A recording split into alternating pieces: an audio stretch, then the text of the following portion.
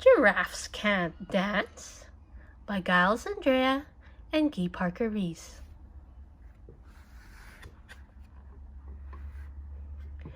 Gerald was a tall giraffe whose neck was long and slim, but his knees were awfully crooked and his legs were rather thin.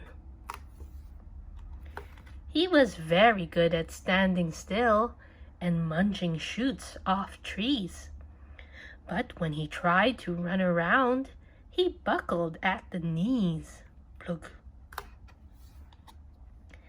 Now every year in Africa, they hold the jungle dance, where every single animal turns up to skip and prance. And this year, when the day arrived, poor Gerald felt so sad, because when it came to dancing, he was really very bad. Jungle dance.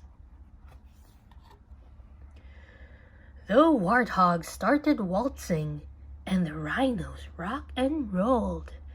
The lions danced a tango that was elegant and bold. The chimps all did a cha-cha with a very Latin feel, and 8 baboons then teamed up for a splendid Scottish reel.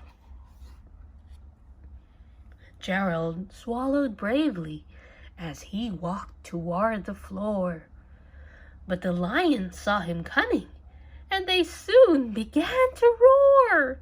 "Hey, look at clumsy Gerald!" the animals all sneered. "Giraffes can't dance, you silly fool." "Oh, Gerald, you're so weird." Gerald simply froze up. He was rooted to the spot. "They're right," he thought. "I'm useless. Oh, I feel like such a clot." So he crept off from the dance floor, and he started walking home. He'd never felt so sad before. So sad and so alone. Then he found a little clearing, and he looked up at the sky. "The moon can be so beautiful," he whispered with a sigh.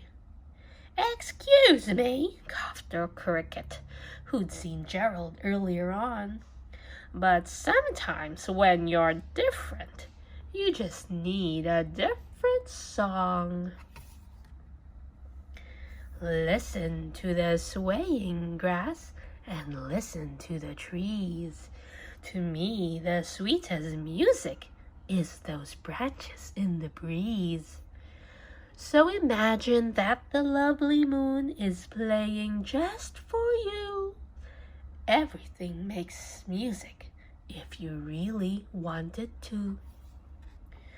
With that, the cricket smiled and picked up his violin. Then Gerald felt his body do the most amazing thing. His hooves had started shuffling, making circles on the ground. His neck was gently swaying, and his tail was swishing round. He threw his legs out sideways. He swung them everywhere. Then he did a backward somersault and leapt up in the air. Gerald felt so wonderful. His mouth was open wide. "I am dancing. Yes, I'm dancing. I am dancing," Gerald cried. Then one by one, each animal who'd been there at the dance arrived while Gerald boogied on and watched him quite entranced. They shouted, "It's a miracle! We must be in a dream. Gerald's the best dancer that we've ever seen." "How did you learn to dance like that? Please, Gerald, tell us how." But Gerald simply twirled around and finished with a bow. Then he raised his head and looked up at the moon and stars above. "We all can dance," he said, "when we find music that we love." The end.